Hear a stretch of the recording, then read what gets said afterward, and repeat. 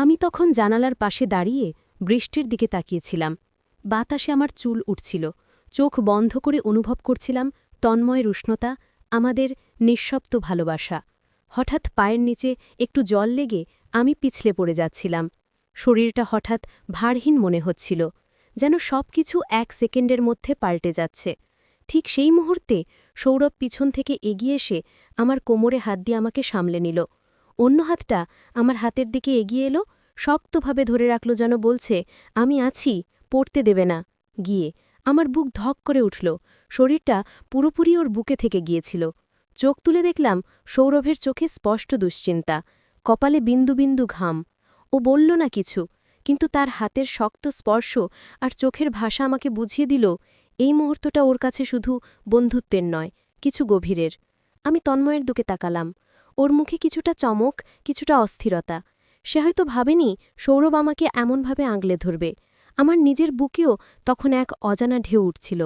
সৌরভের হাত থেকে ধীরে ধীরে নিজেকে ছাড়িয়ে নিলেও সেই স্পর্শ যেন গায়ে লেগে রইল। আমি একটু কাঁপা কাঁপা গলায় বললাম, ধন্যবাদ সৌরভ, না থাকলে হয়তো পড়েই যেতাম। খুব বন্ধুরা, আজকের এই গল্পটি আরও স্পেশাল, না দেখলে খুব মিস করবেন। আর দয়া করে গল্পটি ভালো লাগলে ভিডিওটি লাইক, কমেন্ট, শেয়ার ও চ্যানেলটি সাবস্ক্রাইব করে দিন প্লিজ। সেই দিনের দিনটা ছিল একটি মেঘলা, আকাশে বৃষ্টি নামছে এমন একদিন। আমি সেদিন সকালেই বাড়ির কাজকর্ম শেষ করে স্নান করার জন্য প্রস্তুতি নিচ্ছিলাম। বাইরে যে বৃষ্টি শুরু হয়েছিল তা দেখেই বুঝতে পারছিলাম যে আজকে একটা বড় ঝড় আসবে। আমি স্নান করতে গিয়ে অনুভব করছিলাম জীবনের একটা অদ্ভুত অনুভূতি। তখন হঠাৎ করেই আমার ঘরবাড়ির দরজা হালকা নক করার শব্দ শুনি। প্রথমে ভেবেছিলাম হয়তো আমার মা কিংবা বাবা ফিরেছেন বাইরে থেকে, কিন্তু না, সামনে দাঁড়িয়েছিল দুজন বন্ধুর মুখ। আমি অবাক হয়ে গিয়েছিলাম, কারণ তাদেরকে আমি প্রত্যাশা করিনি। কিন্তু তারা ছিল আমার কলেজের 2 বন্ধু, তন্ময় এবং সৌরভ। তন্ময়, যাকে আমি ভালোবাসি, আর সৌরভ, যিনি আমাদের সবার মধ্যে হাস্যোজ্জ্বল এবং প্রাণবন্ত। তারা দুজন কলেজে যাচ্ছিলেন, কিন্তু হঠাৎ বৃষ্টির কারণে আমাদের বাড়ির সামনে এসে দাঁড়ালেন। বৃষ্টি এত তীব্র হয়ে উঠেছিল যে তারা এক প্রকার বাধ্য হয়ে আমার বাড়িতে আশ্রয় নিতে এলেন। তন্ময় ছিল আমার বয়ফ্রেন্ড এবং সৌরভ ছিল আমাদের কাছের বন্ধু। তাদের উপস্থিতি আমার জন্য এক অদ্ভুত অনুভূতি নিয়ে এসেছিল। আমার মনে হচ্ছিল এই মুহূর্তে সবকিছু যেন নতুন রূপে নতুনভাবে আমার সামনে দাঁড়িয়ে। তখন আমি স্নান করতে গিয়ে এমন একটা পরিবেশে ছিলাম যখন সমস্ত কিছু ছিল অপ্রত্যাশিত। তন্ময় এবং সৌরভ বাড়ির ভিতরে প্রবেশ করতেই আমি তাদের দিকে তাকিয়েছিলাম এবং তারা দুজনেই হাসতে হাসতে জানালো যে কলেজে যাওয়ার সময় পথে বৃষ্টি শুরু হয়ে গেছে। আমরা সবাই জানতাম যে বৃষ্টির মধ্যে বাইরে থেকে আসাটা বেশ কষ্টকর হতে পারে, এবং এটা ছিল সেই সময় যখন একে অপরের পাশে থাকতে আমাদের মধ্যে এক অদ্ভুত নীরব বোঝাপড়া তৈরি হল। এভাবে আমাদের সম্পর্ক এবং বন্ধুত্বের এক নতুন অধ্যায় শুরু হয়েছিল। বৃষ্টি, বন্ধুত্ব এবং ভালোবাসা, এগুলো একে অপরের সঙ্গে মিশে গেল। আসলেই জীবনের কোনো মুহূর্ত যখন অপ্রত্যাশিত হয় তখন তার অভিজ্ঞতা অনেক বেশি গভীর এবং স্মরণীয় হয়ে থাকে। তন্ময় এবং সৌরভ যখন আমার বাড়িতে প্রবেশ করল, আমি কিছুটা অস্বস্তি অনুভব করছিলাম, কারণ আমি স্নান করতে গিয়েছিলাম এবং আমার সঙ্গে সে সময় কোনো পোশাক ছিল না। তবে তন্ময় আর সৌরভ দুজনেই বন্ধু হিসেবে জানতাম, তারা আমাকে অনেক ভালোভাবে বোঝে। সৌরভ হেসে বলল, আর মজা করো না, তোকে স্নান করতে দেখে মনে হচ্ছে কিছু একটা ঘটে যাবে। আমি একটু লজ্জা পেলেও হাসলাম। তন্ময় নির্ভেভে দাঁড়িয়েছিল এক ধরনের গম্ভীরতা সহ, কিন্তু তার চোখে একটা সখী চিন্তা ছিল। সৌরভ প্রায় 1 মিনিট চুপ করে থেকে বলল, এটা তো উপহার হয়ে এসেছে। বৃষ্টি আর তোমার বাড়ির সান্নিধ্যে এই মুহূর্তে আমাদের সময় কাটানো কেমন এক অভিজ্ঞতা গো। আমি অবাক হয়ে তাকিয়েছিলাম, এরকম একটি মুহূর্ত আগে কখনো চিন্তা করিনি। তন্ময় হঠাৎ বলল, তুমি তো আজ একদম অদ্ভুত দেখাচ্ছিলে, স্নান করতে গিয়ে যদি জানতাম তো তুমিও তো আমাদের সাথে যোগ দেবে অবশ্যই। আমি জানতাম তাদের হাস্যরসিকতা এবং বন্ধুত্বের মজা, কিন্তু আমার মনের মধ্যে কিছু প্রশ্ন উঠছিল। কি হবে এই মুহূর্তে? কেন তারা এখানে এসেছে? এর পরবর্তী পরিস্থিতি কি হবে? এইসব চিন্তা মাথায় আসছিল, কিন্তু কিছু সময় পর আমি বুঝতে পারলাম এটা হয়তো একটি সহজ সময়। আমরা 3 জন বন্ধু একসাথে বসে পছন্দের গল্প আর স্মৃতি শেয়ার করছিলাম। সময় যেন খুব দ্রুত চলে যাচ্ছিল। বৃষ্টি যেন আমাদের ছোট বাড়ির চারপাশে সুরের মতো বেঁধেছিল এক ধরনের শান্তি আর আরাম নিয়ে। বৃষ্টির শব্দের মধ্যে আমাদের গল্পের মজাটা বাড়ছিল। একে অপরের মুখে হাসি, আনন্দ এবং অদ্ভুত অনুভূতির প্রতিফলন ছিল। তবে এই সময়ে আমি অনুভব করছিলাম এটা এমন এক মুহূর্ত যেখানে বন্ধুত্ব আর ভালোবাসা একসাথে মিশে যায়, আর এটাই জীবনের আসল সৌন্দর্য। তন্ময় এবং সৌরভের উপস্থিতিতে আমার বাড়িতে কোনো এক অজানা রকমের ভালোবাসার আবহ সৃষ্টি হয়েছিল। আমাদের সম্পর্কেও অদ্ভুত এক অনুভূতি তৈরি হয়েছিল। সৌরভ বারবার বলছিল, এখন তো খুব ভালো লাগছে, বৃষ্টি আর বন্ধুত্বের মধ্যে আছি। তন্ময় যদিও বেশ সাদামাটা, কিন্তু কখনো কখনো তার কথায় বিশেষ কিছু ছিল যা আমাকে গভীরভাবে ভাবতে বাধ্য করত। আমি জানতাম তন্ময় আমার জীবনে বিশেষ একটি জায়গা অধিকার করেছে, আর আজকের এই মুহূর্তে সেও অনুভব করছিল যে বৃষ্টির মতোই আমাদের সম্পর্কের মধ্যে কিছু গভীরতা রয়েছে যা কখনো ক্ষণিকের জন্য ভোলানো যাবে না। বাড়ির ভেতরে চারপাশটা যেন একরকম নিস্তব্ধতায় ভরে উঠেছিল। বৃষ্টির শব্দ বাইরে থেকে আসছে ঠিকই, কিন্তু ঘরের মধ্যে সেই শব্দ যেন হৃদয়ের ছন্দে মিশে গিয়েছিল। আমি তখন আধা বেজা চুলে, একটা হালকা কাজল মুছে যাওয়া চোখে ওদের সামনে এসে দাঁড়ালাম। আমার চোখে হয়তো সেই মুহূর্তে একটুখানি দ্বিধা, কিছুটা অস্বস্তি ছিল, কিন্তু তার থেকেও বেশি ছিল একরাশ অনুভূতি যা ভাষায় বলা যায় না। আমি কিছু বলিনি, শুরু চোখের দিকে তাকিয়েছিলাম তন্ময়ের চোখে। আর তন্ময়ও চুপ করে আমার মনের ভেতরের অস্থিরতা পড়ে ফেলেছিল। সে ধীরে ধীরে এগিয়ে এসে নিচু গলায় বলল, তুই এমন কাঁচা ভেজা অবস্থায় যখন সামনে এলে, জানিস আমার বুক কেমন করে উঠল? শুধু শরীরের নয়, তোর চোখের ভেতরে আজ একটা ব্যথা লুকিয়ে আছে, যেটা আমি আজ পড়ে ফেললাম। তন্ময়ের কণ্ঠে এমন কোমলতা ছিল যা আমি আগে শুনিনি। তার চোখজোড়া ভিজে উঠছিল যেন আমার সেই অগোছালো অবস্থাতেও সে এক অদ্ভুত ভালোবাসা খুঁজে পাচ্ছিল। তার চোখে কোনো লোভ ছিল না, কোনো অধিকার দেখানোর চেষ্টা ছিল না, ছিল কেবল এক নিঃশব্দ আশ্বাস, আমি যেন আর একা না হই। সৌরভ একটু দূরে দাঁড়িয়েছিল, কিন্তু তার চোখেও একরাশ অনুভূতি। সে বলল, তুই জানিস না, তোর একটুখানি কষ্ট দেখলে আমাদের দুজনের ভিতরে কীরকম ঝড় ওঠে। তুই হেসে থাকলেই তো আমরা বাঁচি। আমি কাপা গলায় শুধু বললাম, তোমরা এসেছ, সেটাই আমার জন্য অনেক। আজ খুব একা লাগছিল। আর কিছু বলতে পারিনি, গলা বুঝে এসেছিল। তন্ময় হঠাৎ আমার কাঁধে হাত রাখল এবং খুব ধীরে বলল, আমরা থাকব। তুই শুধু বলিস কখন তোর মন খারাপ। তোকে নিয়ে যতবার চিন্তা করি, বুঝি তুই শুধু আমার নয়, আমার হৃদয়ের সবটুকু দখল করে নিয়েছিস। ওই সেই মুহূর্তে সৌরভ আমাদের দিকে তাকিয়ে বলল, ভালোবাসা মানে তো কেবল প্রেম নয়, ভালোবাসা মানে তো এমন বন্ধু হওয়া যে তোর এক ফোঁটা কান্না সহ্য করতে পারে না। আমার চোখ বেয়ে এক ফোঁটা জল গড়িয়ে পড়ল, আর আমার মন বলল, এই মুহূর্তটাই আমার জীবনের সবচেয়ে সুন্দর উপহার। আমরা তিনজন চুপ করে বসেছিলাম। বাইরে তখনও বৃষ্টি থামেনি। জানলার ফাঁক দিয়ে হালকা ঠান্ডা বাতাস ঘরের ভেতরে ঢুকছিল। আমি একটা কম্বল গায়ে জড়িয়ে বসেছিলাম, আর তন্ময় ঠিক আমার পাশেই। সৌরভ আমাদের উল্টো দিকে চুপ করে বসেছিল, চোখে মুখে এক অদ্ভুত ভার। তন্ময় আমার দিকে তাকিয়ে বলল, তুই জানিস, তোর মুখটা এখন যেন একদম বৃষ্টির মতো কোমল, ভিজে, কিন্তু ভেতরে এক অজানা তীব্রতা লুকিয়ে আছে। আমি আজ তোকেই নতুন করে দেখতে পাচ্ছি। কি তার কথাগুলো যেন আমার হৃদয়ে ভেদ করে ঢুকে গেল। আমি একটু নিচু স্বরে বললাম, ভালোবাসা বুঝি এমনই হয়, যেখানে শুধু তাকিয়ে থাকলেই সব বলা হয়ে যায়।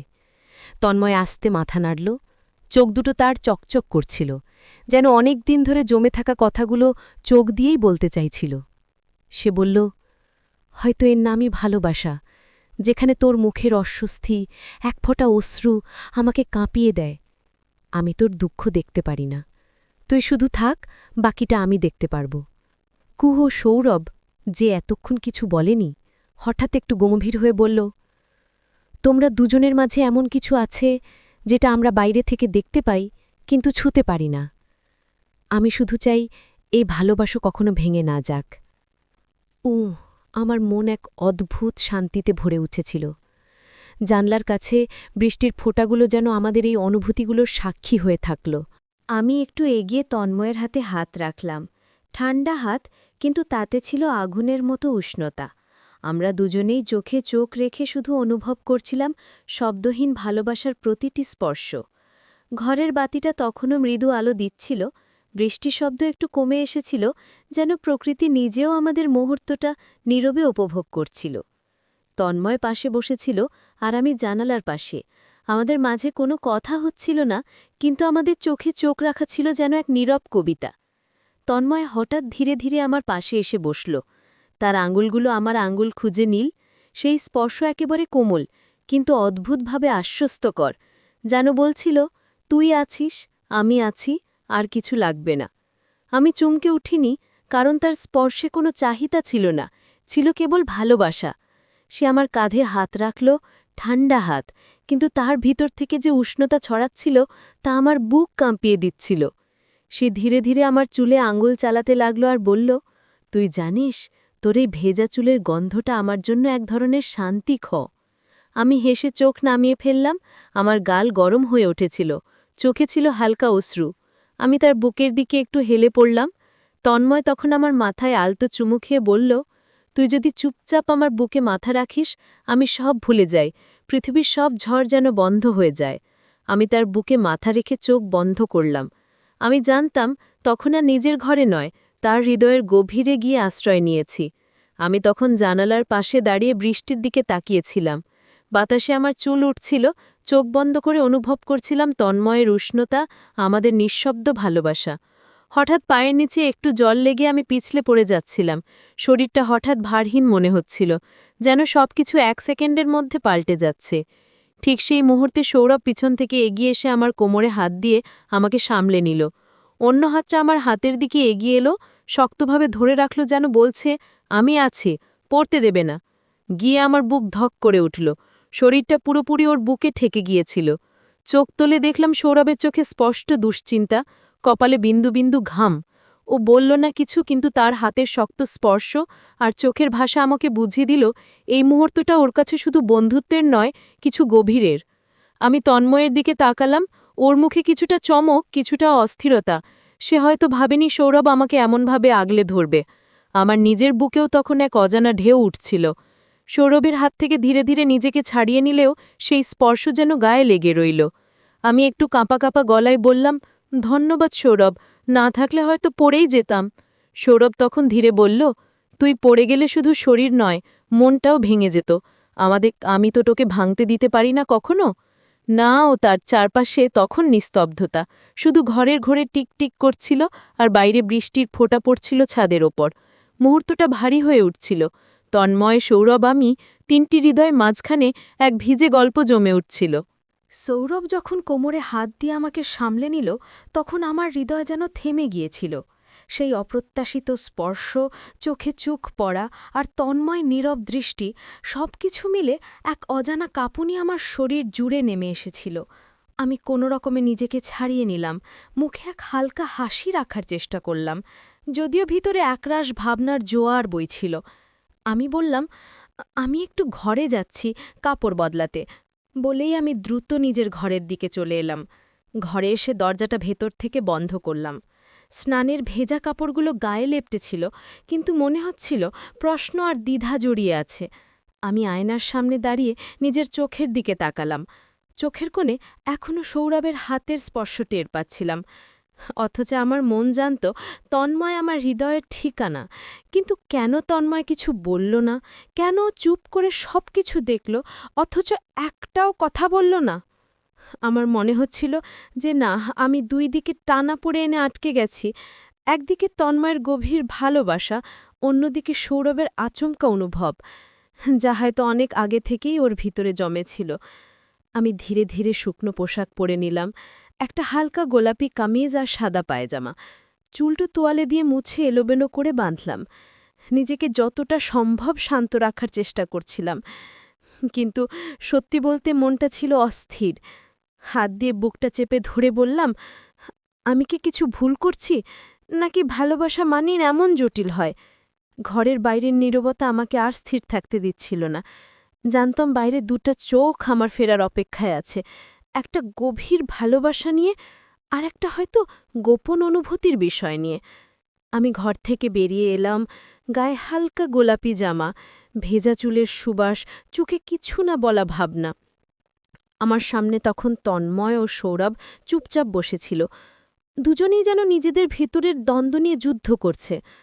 আমি আস্তে হাঁটতে হাঁটতে ওদের সামনে এসে দাঁড়ালাম। আমাদের মাঝে কিছু সময় নীরবতা ছিল, যেন হৃদয়গুলো একে অপরের গতি পড়ার চেষ্টা করছে। তন্ময় চোখ তুলে তাকিয়ে বলল, তুই খুব সুন্দর লাগছিস, কিন্তু জানিস আমি আজ ভয় পাচ্ছি তোকেই হারিয়ে ফেলব কিনা। আমি অবাক চোখে তার দিকে তাকালাম। ওর কণ্ঠে কাঁপুনি, চোখে লুকানো অস্থিরতা। আমি কিছু বলতে যাচ্ছিলাম, তখন সৌরভ হঠাৎ উঠে দাঁড়িয়ে বলল, আকতি, তুই একা তন্ময়ের নয়, আমরা দুজনেরই অনুভব। আমি চুপ করে থেকেছি অনেক দিন ধরে, কিন্তু আজ তোর পড়ে যাওয়া, তোকে ছুঁয়ে ধরা সবকিছু আমার ভিতরটা কাঁপিয়ে দিয়েছে। আমি হতবাক। দুজনেই তাদের হৃদয়ের দরজা খুলে দিয়েছে আমার সামনে। আমি চুপ করে দাঁড়িয়েছিলাম, কিন্তু ভিতরে একরাশ ভালোবাসা একসাথে দুজনের জন্যই ঢেউয়ের মতো উঠছিল। তন্ময় আস্তে আমার হাত ধরল। আমরা যদি তিনজনেই জানি আমরা একে অপরের জীবনে কতটা দরকার, তবে এই ভালোবাসাকে কোনো নাম দেবার দরকার আছে কি? আমি কাঁপা কণ্ঠে বললাম, ভালোবাসা যদি গভীর হয়, তাকে কখনো সীমাবদ্ধ থাকে? তন্ময়, সৌরভ, আমি আজ শুধু অনুভব করতে চাই, ভালোবাসা কেমন হতে পারে যেখানে তিনটি হৃদয় একসাথে ধুকপুক করে। তিনজন আমরা হাত ধরে বসলাম একসাথে ঘরের মাঝখানে। বাইরে তখনও বৃষ্টি পড়ছে, কিন্তু আমাদের ভিতর চলছিল এক অদ্ভুত উষ্ণতা, যেখানে শরীরের ছোঁয়া নয়, হৃদয়ের ছায়া মিশে যাচ্ছিল একে অপরের সঙ্গে। বৃষ্টির শব্দ একটু কমে এসেছে, বাতাসে এখনও ভেজামাটির গন্ধ। তিনজনে একসাথে বসে থাকা সেই গভীর মুহূর্তের পর আমি হঠাৎ উঠে দাঁড়ালাম। তন্ময় আর সৌরভ দুজনেই চুপচাপ আমার দিকে তাকিয়েছিল। আমি হেসে বললাম, তোমরা বসো, আমি তোমাদের জন্য একটু খাবার নিয়ে আসি। সকাল থেকে কিছু খাওনি তো? তন্ময় বলল, তুই তো ভিজেছিস, একটু বিশ্রাম নে আগে। আমি মাথা নেড়ে বললাম, ভালোবাসার মানুষদের জন্য কিছু করতে পারলে ক্লান্তি বলে কিছু থাকে না। গিয়ে আমি রান্নাঘরে ঢুকলাম, ভেজা জামার উপরে একটা চাদর জড়িয়ে নিলাম, আর ধীরে ধীরে রান্নায় মন দিলাম। আলু পোস্ত ভাত আর ডিমের ঝোল, যেটা ওদের দুজনেরই পছন্দ। গ্যাসের আগুনের আঁচে ধোঁয়া উঠছে, আমি চামচ ঘুরিয়ে রান্না করছি, আর মনে মনে ভাবছি এই ছোট ছোট যত্নে কত বড় ভালোবাসা লুকিয়ে থাকে। রান্না শেষ হলে থালায় করে ওদের সামনে নিয়ে এলাম। গরম ভাতের গন্ধে ওদের মুখে হাসি ফুটে উঠল। সৌরভ বলল, তুই শুধু রান্না করিস না, তুই মনেরও যত্ন নিতে জানিস কি?